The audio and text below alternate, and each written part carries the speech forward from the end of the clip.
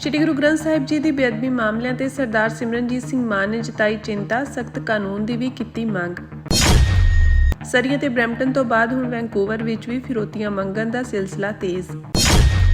Samana tower ਮੋਰਚੇ ਦੇ ਸਮਰਥਨ ਵਿੱਚ ਪਟਿਆਲਾ ਵਿੱਚ ਡਿਪਟੀ ਕਮਿਸ਼ਨਰ ਦੇ ਦਫ਼ਤਰ ਮੂਹਰੇ ਰੋਸ ਪ੍ਰਦਰਸ਼ਨ।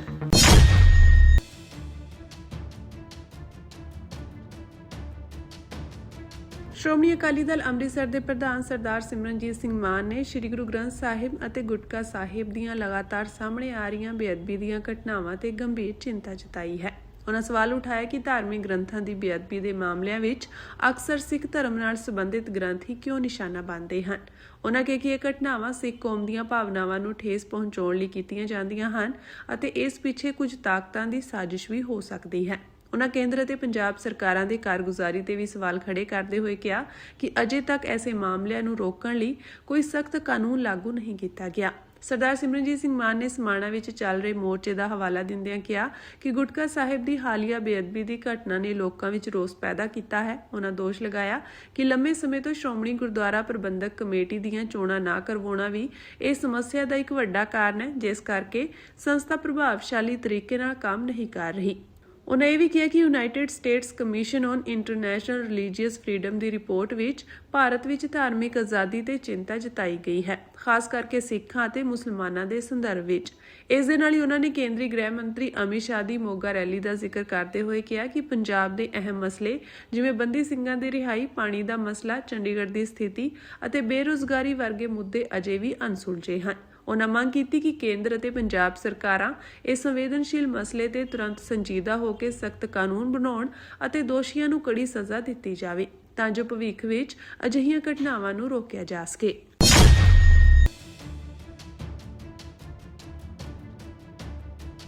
ਸਰੀ ਅਤੇ ਬਰੈਂਪਟਨ ਤੋਂ ਬਾਅਦ ਹੁਣ ਵੈਂਕੂਵਰ ਵਿੱਚ ਵੀ ਫਿਰੌਤੀਆਂ ਮੰਗਣ ਦਾ ਸਿਲਸਿਲਾ ਤੇਜ਼ ਹੋ ਗਿਆ ਹੈ, ਜਿਸ ਕਾਰਨ ਪੰਜਾਬੀ ਕਾਰੋਬਾਰੀ ਖਾਸ ਕਰਕੇ ਬਿਲਡਰ ਗਰੁੱਪ ਭਾਰੀ ਦਹਿਸ਼ਤ ਦੇ ਸਾਏ ਹੇਠ ਹਨ।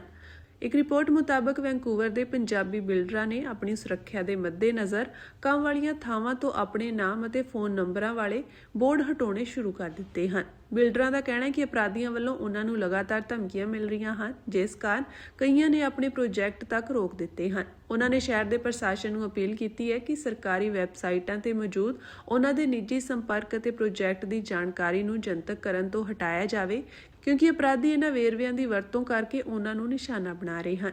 ਜ਼ਿਕਰਯੋਗ ਹੈ ਕਿ ਸਰੀ ਅਤੇ ਬਰੈਂਪਟਨ ਵਿੱਚ ਪਿਛਲੇ ਕਾਫੀ ਸਮੇਂ ਤੋਂ ਦੱਖਣੀ ਏਸ਼ੀਆਈ ਕਾਰੋਬਾਰੀਆਂ ਨੂੰ ਅਜਿਹੀਆਂ ਧਮਕੀਆਂ ਦਾ ਸਾਹਮਣਾ ਕਰਨਾ ਪੈ ਰਿਹਾ ਹੈ। ਸਾਲ 2025 ਵਿੱਚ ਇਕੱਲੇ ਸਰੀ ਵਿੱਚ ਹੀ ਫਿਰੌਤੀ ਦੀਆਂ 132 ਕੋਸ਼ਿਸ਼ਾਂ ਦਰਜ ਕੀਤੀਆਂ ਗਈਆਂ, ਜਿਨ੍ਹਾਂ ਵਿੱਚੋਂ ਕਈ ਮਾਮਲਿਆਂ ਵਿੱਚ ਗੋਲੀਆਂ ਚੱਲਣ ਦੀਆਂ ਘਟਨਾਵਾਂ ਵੀ ਸਾਹਮਣੇ ਆਈਆਂ ਸਨ।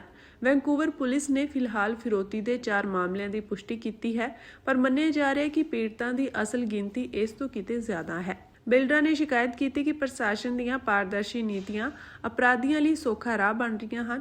ਦੂਜੇ ਪਾਸੇ ਪੁਲਿਸ ਨੇ ਲੋਕਾਂ ਨੂੰ ਅਪੀਲ ਕੀਤੀ ਹੈ ਕਿ ਉਹ ਡਰਨ ਦੀ ਬਜਾਏ ਅੱਗੇ ਆ ਕੇ ਸ਼ਿਕਾਇਤ ਦਰਜ ਕਰਵਾਉਣ ਤਾਂ ਜੋ ਇਹਨਾਂ ਗਰੋਹਾਂ ਤੇ ਨਕੇਲ ਕਸੀ ਜਾ ਸਕੇ। ਇਹ ਜਿਹੜਾ ਗੁਟਕਾ ਸਾਹਿਬ ਬੱਚਿਆਂ ਨੂੰ ਰਸਤੇ ਵਿੱਚੋਂ ਮਿਲਣ ਕਰਕੇ ਉਹ ਖਿਲਾਰਦੇ ਰਹੇ ਨੇ, ਪਰ ਕਿਉਂਕਿ ਇਹ ਮਸਲਾ ਬਹੁਤ ਸੰਵੇਦਨਸ਼ੀਲ ਹੈ, ਅਸੀਂ ਇਹਦੀ ਡੂੰਘਾਈ ਤੱਕ ਜਾਵਾਂਗੇ ਕਿ ਉਹ ਕੱਪੜਿਆਂ ਵਿੱਚ ਵੀ ਗੁਟਕਾ ਸਾਹਿਬ ਕਿੱਥੋਂ ਹੈ। ਸਮਾਣਾ ਟਾਵਰ ਮੋਰਚੇ ਦੇ ਸਮਰਥਨ ਵਿੱਚ ਸਾਬਕਾ ਕੈਬਨਿਟ ਮੰਤਰੀ ਸੁਰਜੀਤ ਸਿੰਘ ਰੱਖੜਾ ਦੀ ਅਗਵਾਈ ਹੇਠ ਪਟਿਆਲਾ ਵਿੱਚ ਡਿਪਟੀ ਕਮਿਸ਼ਨਰ ਦਫ਼ਤਰ ਦੇ ਬਾਹਰ ਵੱਡਾ ਰੋਸ ਪ੍ਰਦਰਸ਼ਨ ਕੀਤਾ ਗਿਆ। ਪ੍ਰਦਰਸ਼ਨਕਾਰੀਆਂ ਨੇ ਧਾਰਮਿਕ ਗ੍ਰੰਥਾਂ ਦੀ ਬੇਅਦਬੀ ਨੂੰ ਰੋਕਣ ਲਈ ਤੁਰੰਤ ਕਾਨੂੰਨ ਬਣਾਉਣ ਦੀ ਮੰਗ ਕੀਤੀ, ਜਿਸ ਵਿੱਚ ਭਾਰੀ ਜਨਤਕ ਇਕੱਠ ਦੇਖਣ ਨੂੰ ਮਿਲਿਆ। ਦੂਜੇ ਪਾਸੇ ਪੁਲਿਸ ਨੇ ਬੇਅਦਬੀ ਦੇ ਮਾਮਲੇ ਨੂੰ ਸੁਲਝਾਉਣ ਦਾ ਦਾਅਵਾ ਕਰਦਿਆਂ ਕਿਹਾ ਕਿ ਸਕੂਲ ਜਾਣ ਵਾਲੇ ਵਿਦਿਆਰਥੀਆਂ ਨੇ ਅਚਾਨਕ ਪੰਨੇ ਪਾੜ ਦਿੱਤੇ ਸਨ ਅਤੇ ਇਹ ਕੋਈ ਜਾਣਬੁੱਝ ਕੇ ਕੀਤੀ ਗਈ ਕੋਸ਼ਿਸ਼ ਨਹੀਂ ਸੀ। ਐਸਪੀ ਪਟਿਆਲਾ ਗੁਰਬੰਸ ਸਿੰਘ ਬੈਂਸ ਨੇ ਦੱਸਿਆ ਕਿ ਸੀਸੀਟੀਵੀ ਫੁਟੇਜ ਦੇ ਆਧਾਰ ਤੇ ਉਹਨਾਂ ਨੇ ਲਗਭਗ 5 ਸਾਲ ਦੀ ਉਮਰ ਦੇ ਕੁਝ ਸਕੂਲ ਜਾਣ ਵਾਲੇ ਵਿਦਿਆਰਥੀਆਂ ਦੀ ਪਛਾਣ ਕੀਤੀ ਹੈ। ਉਹਨਾਂ ਕਿਹਾ ਕਿ ਉਹਨਾਂ ਨੇ ਸਾਨੂੰ ਦੱਸਿਆ ਕਿ ਉਹਨਾਂ ਨੂੰ ਇੱਕ ਕਬਾੜੀਏ ਦੀ ਦੁਕਾਨ ਤੋਂ ਪਵਿੱਤਰ ਪੁਸਤਕ ਮਿਲੀ ਸੀ ਅਤੇ ਉਸ ਨੇ ਉਸ ਨੂੰ ਚੁੱਕ ਲਿਆ। ਸਕੂਲ ਜਾਣ ਵੇਲੇ ਉਹਨਾਂ ਨੇ ਪੰਨੇ ਸੁੱਟ ਦਿੱਤੇ ਸਨ। ਹਾਲਾਂਕਿ ਅਸੀਂ ਅਜੇ ਵੀ ਮਾਮਲੇ ਦੀ ਜਾਂਚ ਕਰ ਰਹੇ ਹਾਂ। ਇਸ ਤੋਂ ਪਹਿਲਾਂ ਇਕੱਠ ਨੂੰ ਸੰਬੋਧਨ ਕਰਦਿਆਂ ਸੁਰਜੀਤ ਸਿੰਘ ਰੱਖੜਾ ਨੇ ਸਰਕਾਰ ਦੀ ਆਲੋਚਨਾ ਕਰਦਿਆਂ ਕਿਹਾ ਕਿ ਉਹ 4 ਸਾਲ ਸੱਤਾ ਵਿੱਚ ਰਹਿਣ ਦੇ ਬਾਵਜੂਦ ਬੇਅਦਬੀ ਦੇ ਮਾਮਲਿਆਂ ਵਿੱਚ ਕੀਤੇ ਵਾਅਦਿਆਂ ਨੂੰ ਪੂਰਾ ਕਰਨ ਵਿੱਚ ਨਾਕਾਮ ਰਹੀ ਹੈ। ਉਹਨਾਂ ਨੇ ਗੁਰਜੀਤ ਸਿੰਘ ਖਾਲਸਾ ਦੇ ਚੱਲ ਰਹੇ ਸੰਘਰਸ਼ ਦਾ ਵੀ ਜ਼ਿਕਰ ਕੀਤਾ ਅਤੇ ਕਿਹਾ ਕਿ ਉਹ ਆਪਣੇ ਵਿਸ਼ਵਾਸ ਤੇ ਦ੍ਰਿੜ ਹਨ। ਗਿਆਨੀ ਹਰਪ੍ਰੀਤ ਸਿੰਘ ਨੇ ਵਾਰ-ਵਾਰ ਹੋ ਰਹੀਆਂ ਬੇਅਦਬੀ ਦੀਆਂ ਘਟਨਾਵਾਂ ਤੇ ਚਿੰਤਾ ਪ੍ਰਗਟਾਈ ਅਤੇ ਸ੍ਰੀ ਗੁਰੂ ਗ੍ਰੰਥ ਸਾਹਿਬ ਜੀ ਦੀ ਮਰਿਆਦਾ ਨੂੰ ਬਰਕਰਾਰ ਰੱਖਣ ਲਈ ਸਖਤ ਕਾਨੂੰਨੀ ਕਾਰਵਾਈ ਦੀ ਮੰਗ ਕੀਤੀ। ਇਸ ਮੌਕੇ ਆਪਣੇ ਸਮਾਪਤੀ ਭਾਸ਼ਣ ਵਿੱਚ ਸੁਰਜੀਤ ਸਿੰਘ ਰਖੜਾ ਨੇ ਕਿਹਾ ਕਿ ਪ੍ਰਦਰਸ਼ਨ ਵਿੱਚ ਭਾਰੀ ਸ਼ਮੂਲੀਅਤ ਇਸ ਮੁੱਦੇ ਤੇ ਲੋਕਾਂ ਵਿੱਚ ਵੱਧ ਰਹੀ ਇਕਜੁੱਟਤਾ ਨੂੰ ਦਰਸਾਉਂਦੀ ਹੈ ਅਤੇ ਅਜਿਹਾ ਮਜ਼ਬੂਤ ਜਨਤਕ ਸਮਰਥਨ ਅੰਦੋਲਨ ਨੂੰ ਹੋਰ ਮਜ਼ਬੂਤ ਕਰੇਗਾ। ਦੇਖੋ ਜੀ, ਕੱਲ ਇੱਕ ਸਮਾਣਾ ਸ਼ਹਿਰ ਦੇ ਵਿੱਚ ਬੜੀ ਮੰਦਭਾਗੀ ਘਟਨਾ ਵਾਪਰੀ ਸੀ। ਜਦੋਂ ਇੱਕ ਸੂਚਨਾ ਮਿਲੀ ਕਿ ਗੁਟਕਾ ਸਾਹਿਬ ਦੇ ਪਤਰਾ ਸਾਹਿਬ ਇੱਥੇ ਬਾਜ਼ਾਰ ਵਿੱਚ ਇੱਕ ਲੁਥਰਾ ਪ੍ਰਾਪਰਟੀ ਡੀਲਰ ਨੇ, ਉਹਨਾਂ ਦੀ ਸ਼ਾਪ ਹੈ, ਉਹਨਾਂ ਦੀ ਸ਼ਾਪ ਦੇ ਬਾਹਰ ਕੁਝ ਪੱਤਰੇ ਜਿਹੜੇ ਖਿਲਰੇ ਪਏ ਸੀ, ਕਿਸੇ ਨੇ ਖਿਲਾਰੇ ਪਏ ਸੀ। ਉਸ ਤੇ ਐਕਟ ਕਰਦੇ ਹੋਏ ਫੌਰੀ ਤੌਰ ਤੇ ਪੁਲਿਸ ਵੱਲੋਂ ਇੱਕ ਮੁਕੱਦਮਾ ਦਰਜ ਕੀਤਾ ਗਿਆ, ਜੋ FIR ਨੰਬਰ 43 ਮਿਤੀ 17/3/2026 298-299 BNS ਦੇ ਵਿੱਚ ਕੇਸ ਰਜਿਸਟਰ ਕੀਤਾ ਗਿਆ। ਔਰ ਇਹ ਕਿਉਂਕਿ ਬੜਾ ਸੰਵੇਦਨਸ਼ੀਲ ਮੁੱਦਾ ਹੈ ਤੇ ਇਸ ਮੁੱਦੇ ਦੀ ਸੰਵੇਦਨਸ਼ੀਲਤਾ ਨੂੰ ਦੇਖਦੇ ਹੋਏ immediately SSP Sahib Patiala Shri Varun Kumar Sharma IPS ਜੀ ਨੇ ਮੇਰੀ ਡਿਊਟੀ ਲਾਈ ਕਿ ਇਸ ਕੇਸ ਨੂੰ ਡੂੰਘਾਈ ਨਾਲ ਪੜਤਾਲ ਕਰਕੇ ਇਹਨੂੰ ਟ੍ਰੇਸ ਕੀਤਾ ਜਾਵੇ। ਮੈਂ ਫੌਰਨ ਜਦੋਂ DSP ਸਮਾਣਾ ਤੇ DSP ਗੁਰਵੀਰ ਸਿੰਘ ਤੇ CA ਇੰਚਾਰਜ ਪਟਿਆਲਾ ਆਪਣੇ ਸਮਾਣਾ ਦੀਆਂ ਟੀਮਾਂ ਨਿਯੁਕਤ ਕੀਤੀਆਂ ਤੇ ਅਸੀਂ ਜਿੱਥੇ ਪਤਰਾ ਸਾਹਿਬ ਦੀ ਮਤਲਬ ਸਾਨੂੰ ਮਿਲੇ ਸੀ, ਉੱਥੋਂ ਅਸੀਂ CCTV ਕੈਮਰਾਜ਼ ਦੀ ਫੁਟੇਜ ਲਈ। ਉਹ CCTV ਕੈਮਰਾਜ਼ ਦੀ ਫੁਟੇਜ ਲੈਂਦੇ ਹੋਏ ਸਾਨੂੰ ਇਹ ਪਤਾ ਲੱਗਿਆ ਕਿ ਇੱਕ ਰਿਕਸ਼ੇ ਦੇ ਵਿੱਚ ਕੁਝ ਵਿਅਕਤੀ ਜੋ ਧੁੰਦਲੇ ਨਜ਼ਰ ਆ ਰਹੇ ਸੀ, ਉਸ ਜਿਹੜੀ ਆਪਣੀ ਗੁਟਕਾ ਸਾਹਿਬ ਦੀ ਬੇਅਦਬੀ ਜਾਂ ਉਹਨਾਂ ਦੇ ਪੱਤਰਿਆਂ ਨੂੰ ਖਿਲਾਰ ਰਹੇ ਸੀ। ਅਸੀਂ ਫਿਰ ਇਹਨੂੰ ਤਫਤੀਸ਼ ਕਰਦੇ ਹੋਏ ਉਹ ਜਿਹੜਾ ਰਿਕਸ਼ੇ ਵਾਲਾ ਡਰਾਈਵਰ ਹੈ, ਸਭ ਤੋਂ ਪਹਿਲਾਂ ਅਸੀਂ ਉਹਨੂੰ ਕਾਬੂ ਕੀਤਾ। ਜਦੋਂ ਉਹਨੂੰ ਅਸੀਂ ਕਾਬੂ ਕੀਤਾ, ਉਹਨੇ ਸਾਨੂੰ ਦੱਸਿਆ ਕਿ ਉਸ ਦੇ ਵਿੱਚ ਇੱਥੇ ਇੱਕ ਹੈਗਾ ਗਵਰਨਮੈਂਟ ਐਲੀਮੈਂਟਰੀ ਸਕੂਲ ਦੇ ਵਿੱਚ ਪ੍ਰਮੋਦ ਕੁਮਾਰ ਦੇ ਬੱਚੇ ਸਫ਼ਰ ਕਰਦੇ ਆ। ਪ੍ਰਮੋਦ ਕੁਮਾਰ ਦੇ ਬੱਚਿਆਂ ਦੇ ਵਿੱਚੋਂ ਇੱਕ ਬੱਚੇ ਦੇ ਹੱਥ ਵਿੱਚ ਇੱਕ ਗੁਟਕਾ ਸਾਹਿਬ ਸੀ। ਜਦੋਂ ਅਸੀਂ ਫਿਰ ਉਹ ਬੱਚਿਆਂ ਦੇ ਘਰ ਤੱਕ ਪਹੁੰਚ ਕੀਤੀ, ਸਾਡੀਆਂ ਟੀਮਾਂ ਉੱਥੇ ਪਹੁੰਚੀਆਂ। ਫਿਰ ਜਿਹੜਾ ਬੱਚਾ ਛੋਟਾ ਜਿਹਦਾ ਨਾਮ ਹੈ, ਕਾਨੂੰਨੀ ਉਹਦੇ ਕਰਕੇ ਤੁਹਾਨੂੰ ਡਿਸਕਲੋਜ਼ ਨਹੀਂ ਕਰ ਸਕਦਾ ਕਿਉਂਕਿ 4-5 ਸਾਲ ਦਾ ਬੱਚਾ ਹੈ, ਉਹ ਬੱਚੇ ਨੇ ਸਾਨੂੰ ਦੱਸਿਆ ਕਿ ਉਹ ਜਦੋਂ ਬੱਚੇ ਸਕੂਲ ਜਾ ਰਹੇ ਸੀ ਤਾਂ ਇੱਕ ਜਗ੍ਹਾ ਉਹ ਆਪਣੇ ਨਾਲ ਦੇ ਸਾਥੀ ਬੱਚੇ ਨੂੰ ਲੈਣ ਜਾਂਦੇ ਹੁੰਦੇ ਰਾਹੁਲ ਕੁਮਾਰ ਦੇ ਘਰ। ਰਾਹੁਲ ਕੁਮਾਰ ਦਾ ਇੱਕ ਕਬਾੜੀਏ ਦਾ ਕੰਮ ਹੈ, ਉਹ ਕਬਾੜ ਇਕੱਠਾ ਕਰਦਾ ਪਿੰਡਾਂ ਦੇ ਵਿੱਚੋਂ ਕੱਪੜੇ ਤੇ ਕਬਾੜ ਅੱਗੇ ਇਕੱਠਾ ਕਰਕੇ ਪਾਣੀਪਤ ਵੇਚਦਾ। ਉਹਦੇ ਘਰ ਦੇ ਵਿੱਚ ਉਹਦੇ ਗੇਟ ਤੋਂ ਉਹਨੂੰ ਇਹ ਜਿਹੜਾ ਗੁਟਕਾ ਸਾਹਿਬ ਮਿਲਿਆ ਸੀ। ਹੁਣ ਉਹ ਬੱਚਾ ਅਣਜਾਣ ਸੀ, ਉਹਨੇ ਗੁਟਕਾ ਸਾਹਿਬ ਚੱਕਿਆ ਤੇ ਗੁਟਕਾ ਸਾਹਿਬ ਤੇ ਜਿੱਥੇ ਇਹ ਦੁਕਾਨ ਹੈ ਲੁਥਰਾ ਪ੍ਰਾਪਰਟੀ ਦੀ, ਉੱਥੇ ਕੁਝ ਲਈ ਆਟੋ ਰਿਕਸ਼ਾ ਰੁਕਿਆ, ਉੱਥੇ ਨੇ ਉਹ ਪੱਤਰਿਆਂ ਨੂੰ ਸੱਟਿਆ। ਬਾਕੀ ਪੱਤਰੇ ਸਾਨੂੰ ਉਸੇ ਬੱਚੇ ਕੋਲੋਂ, ਗੁਟਕਾ ਸਾਹਿਬ ਸੰਪੂਰਨ ਰੂਪ ਦੇ ਵਿੱਚ ਬਾਕੀ ਬਚਦੇ ਗੁਟਕਾ ਸਾਹਿਬ ਸਾਨੂੰ ਉਸੇ ਬੱਚੇ ਦੇ ਕੋਲੋਂ ਬਰਾਮਦ ਹੋ ਗਏ। ਅੱਜ ਜਦੋਂ ਫਿਰ ਅਸੀਂ ਉੱਥੇ ਉਸ ਜਗ੍ਹਾ ਤੇ ਜਾ ਕੇ ਜਿਹੜਾ ਕਬਾੜੀਏ ਦਾ ਘਰ ਹੈ ਉੱਥੇ ਜਾ ਕੇ ਵੀ ਸਰਚ ਕੀਤੀ, ਉੱਥੇ ਸਾਨੂੰ ਗੁਟਕਾ ਸਾਹਿਬ ਦਾ ਜਿਹੜਾ ਜਿਲਦ ਦਾ ਬਾਹਰ ਵਾਲੀ ਉਹ ਜਿਲਦ ਵੀ ਸਾਨੂੰ ਬਰਾਮਦ ਹੋਈ। ਅਜੇ ਵੀ ਅਸੀਂ ਇਸ ਮਾਮਲੇ ਦੀ ਡੂੰਘਾਈ ਨਾਲ ਤਫਤੀਸ਼ ਕਰ ਰਹੇ ਹਾਂ, ਲੇਕਿਨ ਜਿਹੜੀ ਹੁਣ ਤੱਕ ਦੀ ਤਫਤੀਸ਼ ਹੈ ਉਸ ਇਹੀ ਜਾਪ ਰਿਹਾ ਕਿ ਇਹ ਜਿਹੜਾ ਗੁਟਕਾ ਸਾਹਿਬ ਬੱਚਿਆਂ ਨੂੰ ਰਸਤੇ ਵਿੱਚੋਂ ਮਿਲਣ ਕਰਕੇ ਉਹ ਖਿਲਾਰਦੇ ਰਹੇ ਨੇ। ਪਰ ਕਿਉਂਕਿ ਇਹ ਮਸਲਾ ਬਹੁਤ ਸੰਵੇਦਨਸ਼ੀਲ ਹੈ, ਅਸੀਂ ਇਹਦੀ ਡੂੰਘਾਈ ਤੱਕ ਜਾਵਾਂਗੇ ਕਿ ਉਹ ਕੱਪੜਿਆਂ ਵਿੱਚ ਵੀ ਗੁਟਕਾ ਸਾਹਿਬ ਕਿੱਥੋਂ ਹੈ। ਦੇਖੋ ਜੀ, ਜਿੰਨੀ ਕੁ ਤਫਤੀਸ਼ ਮੈਂ ਹੁਣ ਤੱਕ ਤੁਹਾਨੂੰ ਮੈਂ ਆਪ ਮੌਕੇ ਤੇ ਸਾਰੀ ਜਗ੍ਹਾ ਜਾ ਕੇ ਹੁਣ ਤੱਕ ਦੀ ਤਫਤੀਸ਼ ਤੋਂ ਮੈਨੂੰ ਨਹੀਂ ਲੱਗਦਾ, ਪਰ ਕਿਉਂਕਿ ਮੁੱਦਾ ਵੱਡਾ ਇਸ ਕਰਕੇ ਮੈਂ ਤੁਹਾਨੂੰ ਕਨਕਲੂਡ ਨਹੀਂ ਕਰ ਰਿਹਾ ਤਫਤੀਸ਼ ਨੂੰ। ਇਹ ਤਫਤੀਸ਼ ਨੂੰ ਅਜੇ ਹੋਰ ਫਰਦਰ ਡੂੰਘਾਈ ਨਾਲ ਜਾਂਚ ਕਰਾਂਗੇ, ਲੇਕਿਨ ਜਿਹੜੀ ਹੁਣ ਤੱਕ ਦੀ ਤਫਤੀਸ਼ ਤੋਂ ਇਹ ਜਾਣਬੁੱਝ ਕੇ ਕਿਸੇ ਵੱਲੋਂ ਕੀਤੀ ਗਈ ਸ਼ਰਾਰਤ ਨਹੀਂ, ਇੱਕ ਬੱਚਿਆਂ ਵੱਲੋਂ ਅਣਜਾਣਪਣੇ 'ਚ ਕੀਤੀ ਹੋਈ ਗਲਤੀ ਜਾ। ਸਰ, ਕਬਾੜੀਏ ਦੁਕਾਨ ਚੈੱਕ ਕੀਤੀ ਜੀ? ਹਾਂਜੀ, ਮੈਂ ਉੱਥੇ ਚੈੱਕ। ਉੱਥੇ ਹੋਰ ਗੁਟਕਾ ਸਾਹਿਬ ਤਾਂ ਨਹੀਂ ਹੈਗੇ ਜੀ? ਨਹੀਂ, ਉਹ ਜਿਹੜਾ ਸਾਰਾ ਸਮਾਨ ਆ ਉਹ ਅਸੀਂ ਹੁਣ ਚੈੱਕ ਕਰਾਂਗੇ ਜੀ। ਵੈਸੇ ਕਬਾੜੀਏ ਦੀ ਜਾਂਚ ਮੈਂ ਸ਼ੁਰੂ ਕਰਾਤੀ, ਉਹਦੇ ਜਿੰਨੇ ਕੱਪੜੇ ਪਏ ਨੇ ਅਸੀਂ ਉਹਨਾਂ ਨੂੰ ਸਾਰਿਆਂ ਨੂੰ ਚੈੱਕ ਕਰਾਂਗੇ, ਕਿਤੇ ਕੋਈ ਹੋਰ ਗੁਟਕਾ ਸਾਹਿਬ ਜਾਂ ਕੋਈ ਵੀ ਹੋਰ ਧਾਰਮਿਕ ਪੁਸਤਕ ਉੱਥੇ ਜਾਂ ਗ੍ਰੰਥ ਸਾਹਿਬ ਕੁਝ ਵੀ ਨਾ ਹੋ। ਰਿਕਸ਼ੇ ਵਾਲਾ ਮੈਂ ਜਿਵੇਂ ਤੁਹਾਨੂੰ ਦੱਸਿਆ ਜੀ, ਬੱਚਿਆਂ ਨੂੰ ਸਕੂਲ ਛੱਡਦਾ। ਇੱਧਰ ਦਾ ਸਕੂਲ ਮੈਂ ਤੁਹਾਨੂੰ ਦੱਸਦਾ ਇਹਦੇ ਗਵਰਨਮੈਂਟ ਐਲੀਮੈਂਟਰੀ ਸਕੂਲ ਹੈ ਜੀ। ਉਹ ਐਲੀਮੈਂਟਰੀ ਸਕੂਲ ਨੂੰ ਜਾਣ ਲੱਗੇ ਉੱਥੇ ਜਿਸ ਘਰ ਚੋਂ ਇਹ ਕਬਾੜੀਏ ਦਾ ਘਰ ਹੈ, ਉਹ ਕਬਾੜੀਏ ਦਾ ਬੱਚਾ ਵੀ ਅਸੀਂ ਆਟੋ ਰਿਕਸ਼ੇ ਜਾਂਦਾ, ਉਸ ਬੱਚੇ ਨੂੰ ਲੈਣ ਵਾਸਤੇ ਗਏ ਸੀ। ਇਹ ਇਸ ਤਰ੍ਹਾਂ ਹੀ ਹੁੰਦਾ ਆ, ਇਸ ਤਰ੍ਹਾਂ ਹੀ ਈਸਟ ਇੰਡੀਆ ਕੰਪਨੀ ਨੇ ਕੀਤਾ ਸੀ, ਇਸ ਤਰ੍ਹਾਂ ਹੀ ਬਾਹਰ ਦੇ ਦੇਸ਼ ਸਾਡੇ ਦੇਸ਼ ਨੂੰ ਲੁੱਟਦੇ ਰਹੇ ਹੈ। ਅੱਜ ਉਹੀ ਕੁਝ ਦੁਬਾਰੇ ਜਿਹੜਾ ਹੋਣ ਜਾ ਰਿਹਾ, ਜਿਹਨੂੰ ਅਸੀਂ ਰੋਕਣ ਵਾਸਤੇ ਕਮੇਟੀ ਵੱਲੋਂ ਵੀ ਕਿਹਾ ਗਿਆ ਹੈ ਕਿ ਬਾਹਰ ਦਾ ਜਿਹੜਾ ਕੋਈ ਵੀ ਸਮਝੌਤਾ ਹੈ ਉਹ ਸਟੇਕ ਹੋਲਡਰ ਤੋਂ ਬਿਨਾਂ ਨਾ ਕੀਤਾ ਜਾਵੇ। ਪੰਜਾਬ ਦੇ ਸੰਸਦ ਮੈਂਬਰ ਚਰਨਜੀਤ ਸਿੰਘ ਚੰਨੀ ਨੇ ਕਿਸਾਨਾਂ ਦੇ ਮੁੱਦਿਆਂ ਨੂੰ ਜ਼ੋਰਦਾਰ ਢੰਗ ਨਾਲ ਉਠਾਉਂਦੇ ਹੋਏ ਸੰਸਦੀ ਖੇਤੀਬਾੜੀ ਸਥਾਈ ਕਮੇਟੀ ਵਿੱਚ ਅਹਿਮ ਭੂਮਿਕਾ ਨਿਭਾਈ ਹੈ। ਕਮੇਟੀ ਵੱਲੋਂ ਖੇਤੀ ਸੈਕਟਰ ਨਾਲ ਜੁੜੀਆਂ ਕੁੱਲ 6 ਮਹੱਤਵਪੂਰਨ ਰਿਪੋਰਟਾਂ ਪੇਸ਼ ਕੀਤੀਆਂ ਗਈਆਂ ਹਨ। ਇਹਨਾਂ ਰਿਪੋਰਟਾਂ ਵਿੱਚ ਕਿਸਾਨਾਂ ਲਈ ਘੱਟੋ-ਘੱਟ ਸਮਰਥਨ ਮੁੱਲ ਨੂੰ ਕਾਨੂੰਨੀ ਗਰੰਟੀ ਦੇਣ ਦੀ ਵੱਡੀ ਸਿਫਾਰਿਸ਼ ਕੀਤੀ ਗਈ ਹੈ, ਜੋ ਲੰਮੇ ਸਮੇਂ ਤੋਂ ਕਿਸਾਨਾਂ ਦੀ ਮੁੱਖ ਮੰਗ ਰਹੀ ਹੈ। ਇਸ ਦੇ ਨਾਲ ਹੀ ਕਮੇਟੀ ਨੇ ਕੁਦਰਤੀ ਖੇਤੀ ਨੂੰ ਉਤਸ਼ਾਹਿਤ ਕਰਨ ਲਈ ਵੀ ਪ੍ਰਸਤਾਵ ਰੱਖਿਆ ਹੈ, ਜਿਸ ਨਾਲ ਖੇਤੀ ਦੀ ਲਾਗਤ ਘਟੇਗੀ ਅਤੇ ਵਾਤਾਵਰਣ ਦੀ ਸੰਭਾਲ ਵੀ ਹੋਵੇਗੀ। ਚਰਨਜੀਤ ਸਿੰਘ ਚੰਨੀ ਨੇ ਕਿਹਾ ਕਿ ਕਿਸਾਨਾਂ ਦੀ ਆਰਥਿਕ ਸਥਿਤੀ ਮਜ਼ਬੂਤ ਕਰਨ ਲਈ MSP ਨੂੰ ਕਾਨੂੰਨੀ ਦਰਜਾ ਦੇਣਾ ਜ਼ਰੂਰੀ ਹੈ ਅਤੇ ਸਰਕਾਰ ਨੂੰ ਇਸ ਦਿਸ਼ਾ ਵਿੱਚ ਤੁਰੰਤ ਕਦਮ ਚੁੱਕਣੇ ਚਾਹੀਦੇ ਹਨ। ਕਿਸਾਨ ਵਰਗ ਵੱਲੋਂ ਵੀ ਇਸ ਕਦਮ ਨੂੰ ਸਕਾਰਾਤਮਕ ਮੰਨਿਆ ਜਾ ਰਿਹਾ ਹੈ ਅਤੇ ਉਮੀਦ ਜਤਾਈ ਜਾ ਰਹੀ ਹੈ ਕਿ ਸਰਕਾਰ ਇਸ ਸਿਫਾਰਿਸ਼ ਤੇ ਜਲਦੀ ਫੈਸਲਾ ਲਏਗੀ।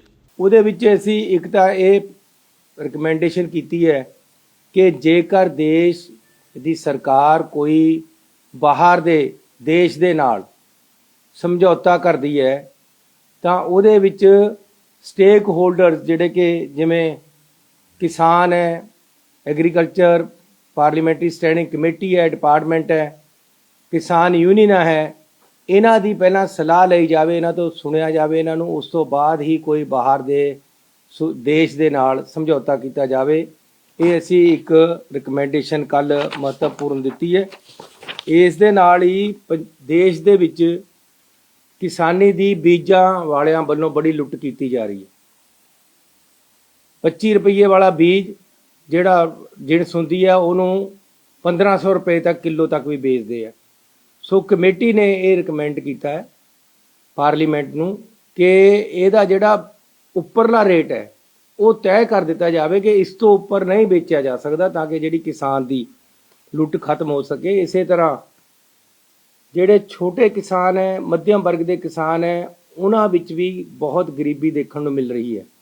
ਸੋ ਕਮੇਟੀ ਨੇ ਰਿਕਮੈਂਡ ਕੀਤਾ ਕਿ ਜਿਹੜੇ ਮੱਧਮ ਤੇ ਛੋਟੇ ਵਰਗ ਦੇ ਕਿਸਾਨ ਹੈ, ਜਿਹਦੇ 'ਚ ਲਗਭਗ 10 ਏਕੜ ਤੱਕ ਦਾ ਕਿਸਾਨ ਆ ਜਾਂਦਾ, ਉਹਨਾਂ ਦੇ ਬੱਚਿਆਂ ਨੂੰ ਵੀ ਪੜ੍ਹਾਈ ਵਾਸਤੇ ਨੈਸ਼ਨਲ ਸਕਾਲਰਸ਼ਿਪ ਸਕੀਮ ਲਿਆ ਕੇ ਉਹਨਾਂ ਦੇ ਬੱਚਿਆਂ ਨੂੰ ਵੀ ਪੜ੍ਹਾਈ ਦਾ ਪੂਰਾ ਖਰਚਾ, ਉਹਨਾਂ ਦਾ ਸਕਾਲਰਸ਼ਿਪ ਜਿਸ ਤਰ੍ਹਾਂ ਦੂਸਰੇ ਲੋਕਾਂ ਨੂੰ ਮਿਲਦਾ, ਉਸ ਤਰ੍ਹਾਂ ਕਿਸਾਨ ਦੇ ਬੱਚੇ ਨੂੰ ਵੀ, ਜਿਹੜਾ ਛੋਟਾ ਤੇ ਮੱਧਮ ਵਰਗ ਦਾ ਕਿਸਾਨ ਹੈ, ਉਹਦੇ ਵਾਸਤੇ ਵੀ ਜਿਹੜਾ ਸਕਾਲਰਸ਼ਿਪ ਮਿਲਣਾ ਚਾਹੀਦਾ। ਇਹ ਪੂਰੀ ਕਮੇਟੀ ਨੇ ਸਰਬਸੰਮਤੀ ਦੇ ਨਾਲ ਜਿਹੜੀ ਰਿਪੋਰਟ ਮੈਂ ਜਿਹੜੀ ਪੇਸ਼ ਕੀਤੀ ਉਹਦੇ 'ਚ ਲਿਖ ਕੇ ਦਿੱਤਾ ਹੈ।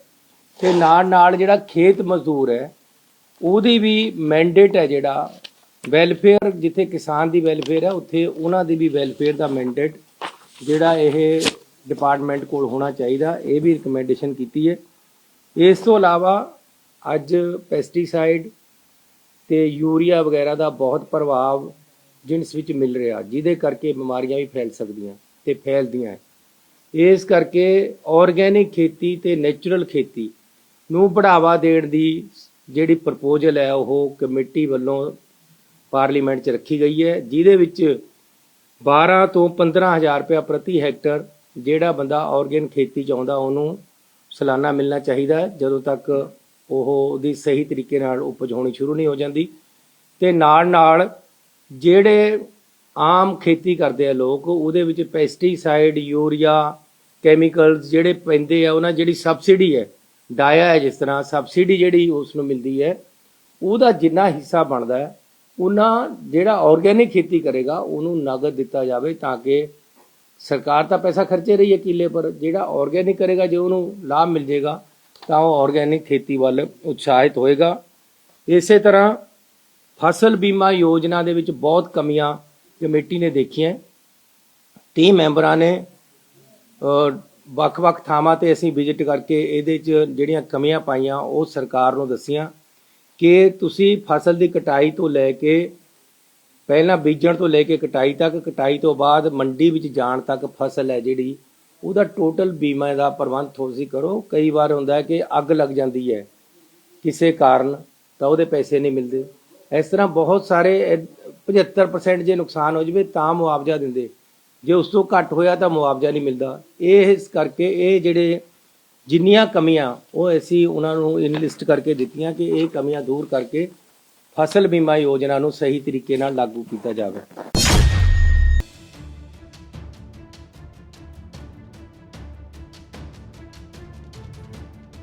ਆਸਟ੍ਰੇਲੀਆ ਵਿੱਚ ਪੰਜਾਬੀ ਡਰਾਈਵਰ ਨੇ ਕੁਈਨਜ਼ਲੈਂਡ ਪੁਲਿਸ ਖਿਲਾਫ ਨਸਲੀ ਵਿਤਕਰੇ ਦਾ ਦੋਸ਼ ਲਗਾਉਂਦਿਆਂ ਫੈਡਰਲ ਅਦਾਲਤ ਦਾ ਦਰਵਾਜ਼ਾ ਖੜਕਾਇਆ ਹੈ।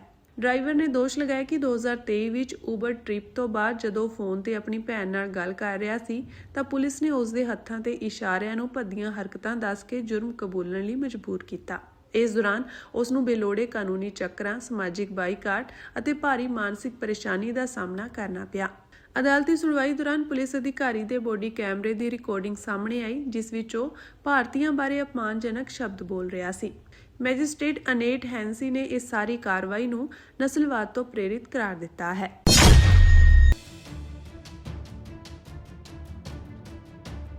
ਸ਼੍ਰੀ ਅਕਾਲ ਤਖਤ ਸਾਹਿਬ ਦੇ ਕਾਰਜਕਾਰੀ ਜਥੇਦਾਰ ਸਿੰਘ ਸਾਹਿਬ ਗਿਆਨੀ ਕੁਲਦੀਪ ਸਿੰਘ ਅੜਗਾਜ ਨੇ ਆਰਟੀਫੀਸ਼ੀਅਲ ਇੰਟੈਲੀਜੈਂਸ ਤਕਨੀਕ ਦੀ ਦੁਰਵਰਤੋਂ ਕਰਦਿਆਂ ਧਾਰਮਿਕ ਭਾਵਨਾਵਾਂ ਨੂੰ ਸੱਟ ਮਾਰਨ ਦੇ ਮਾਮਲਿਆਂ ਉੱਤੇ ਗਹਿਰੀ ਚਿੰਤਾ ਪ੍ਰਗਟ ਕਰਦਿਆਂ ਸਿੱਖ ਕੌਮ ਅਤੇ ਨੌਜਵਾਨਾਂ ਦੇ ਨਾਮ ਵਿਸ਼ੇਸ਼ ਸੰਦੇਸ਼ ਜਾਰੀ ਕੀਤਾ ਹੈ। ਉਨ੍ਹਾਂ ਕੌਮ ਨੂੰ ਅਗਾਹ ਕਰਦਿਆਂ ਕਿਹਾ ਕਿ ਜਦੋਂ ਵੀ AI ਨਾਲ ਬਣੀ ਕੋਈ ਇਤਰਾਜ਼ਯੋਗ ਵੀਡੀਓ, ਫੋਟੋ ਆਦਿ ਸਾਹਮਣੇ ਆਵੇ ਤਾਂ ਉਸ ਨੂੰ ਅਗਾਹ ਸਾਂਝੀ ਕਰਨ ਦੀ ਬਜਾਏ ਸਬੰਧਤ ਸੋਸ਼ਲ ਮੀਡੀਆ ਪਲੇਟਫਾਰਮ ਉੱਤੇ ਤੁਰੰਤ ਹੀ ਇਤਰਾਜ਼ਯੋਗ ਸਮੱਗਰੀ ਵਜੋਂ ਰਿਪੋਰਟ ਕਰਨਾ ਚਾਹੀਦਾ ਹੈ।